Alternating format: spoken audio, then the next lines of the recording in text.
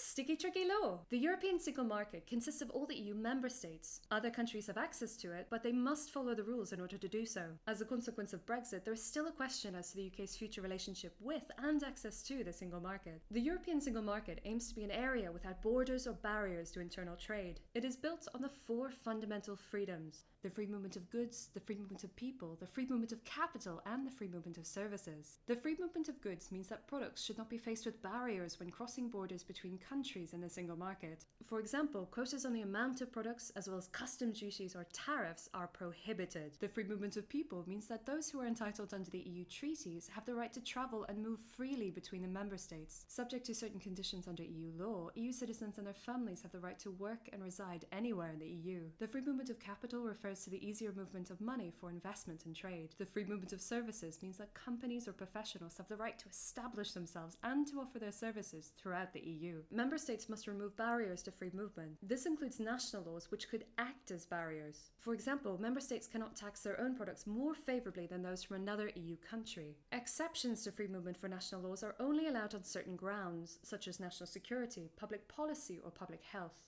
The laws and rules of the single market are set by the EU member states acting through the European Council and the European Parliament, and they are based on what was agreed in the EU treaties. They decide on how the single market is shaped and how it works.